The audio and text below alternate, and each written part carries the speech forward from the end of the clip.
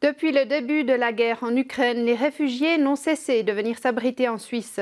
Dans notre région, plusieurs actions ont été effectuées afin de faciliter leur intégration. L'un des principaux défis reste la scolarisation des enfants dans les écoles obligatoires. Louis Beuglis s'est rendu dans plusieurs établissements scolaires du Jura bernois pour faire le point. Ce lundi matin, Valeria Ivanikova se prépare à aller sur le chemin de l'école. Afin de faciliter son intégration, la jeune écolière suit des cours spéciaux à Moutier avec une dizaine d'autres élèves ukrainiens. J'aime bien, les maîtresses sont gentilles. Ça me fait plaisir de venir et ça m'aide à apprendre le français. Valeria Ivanikova et ses camarades ukrainiens suivent des cours de langue française intensifs 3 matinées par semaine.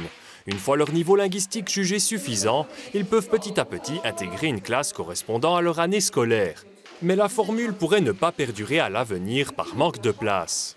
Si plus d'enfants arrivent, on aura certainement des soucis pour les intégrer dans les classes.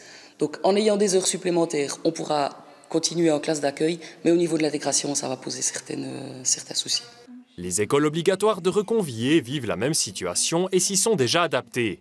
Les 4 premiers élèves ukrainiens qu'elles ont accueillis ont déjà pu être en partie intégrés dans des classes. Les 8 autres ne suivent pour le moment que les cours de français intensifs.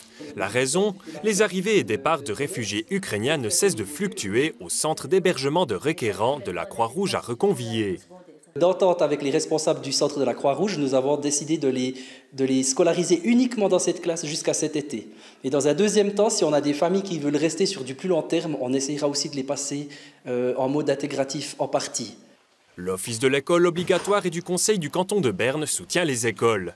Il met à disposition des inspecteurs scolaires pour donner des conseils et des auxiliaires de classe pour aider les enseignants et enseignantes.